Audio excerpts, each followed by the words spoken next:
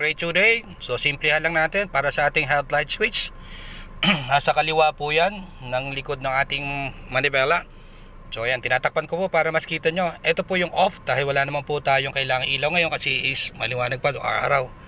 Pag nilagay ho natin dito sa part na to, pag pinihit natin clockwise, yan po yung park light. Ginagamit po yung park light kapag nagtatalo yung dilim sa kaliwanag, mga alas 6 ng hapon or nagmamadaling araw, para makita ho tayo ng ating mga kasamang road user. Plus, ang totoo talagang gamit ho niyan, ginagamit ho natin yung park light, the word itself park, habang nakaparada tuwing gabi at nasa side parking lang kayo, maaaring may kausap kayo sa telepono, or may messages ho tayo sinasagot, habang nakagilid ho tayo nakaparking sa kalsada tuwing gabi. Wag hong headlight habang nakahinto kayo sa gilid ng kalsada, park light na lang ho para hindi ho tayo nakakasilaw sa ating mga kasamang road users. Sabay yan yung po ng tinatawag na hazard para sabihin kayo ay naka-emergency stop. Marami kasi mga driver ngayon na ganun pa rin, nakahinto na sa gilid ng kalsada, may inihintay lang pero naka-headlight on pa rin. Yung headlight naman ho natin, eto na yon, gagamitin natin tuwing gabi. Meron ho siyang malakas na ilaw harap at may kulang mo po ng ilaw din sa likod.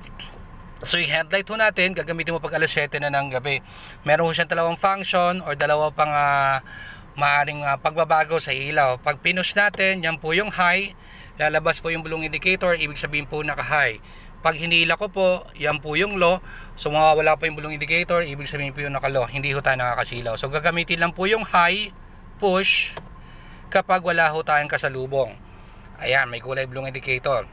Pag may kasalubong, para hindi ho tayo nakakasilaw, hihilahin naman ho natin itong stick na to, yan po yung low, mawawala po yung blue. At meron pa siyang pass light, yung po ating passing light, yung pinipitik-pitik ko natin or pinik mode.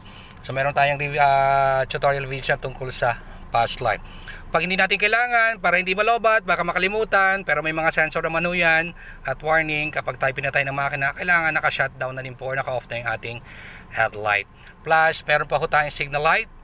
Pag tinaso natin, papunta ng right. Pag binabaho natin, papunta ng left. Yan po yung ating may flashing na kulay green. Papunta ng right, pataas. Papunta ng left, pababa. So yan po dito. Taas at baba lang naman sa ating mga signal light. Plus, siyempre, yung ating hazard warning light. Nandyan po madalas sa bandang gitna ng ating dashboard. Gagamitin ng hazard for emergency stop, nasiraan, alanganin yung parking, madali ang pagbaba at pagsakay ng pasahero, or nagmamaneuvering. Huwag lang gagamitin moving forward. Yan po yung ating hazard. So medyo nakaiwalay siya. Yung ating tungkol sa ating mga ilaw. Dagdag driving tips and tricks sa ating mga student drivers. Drive and keep safe.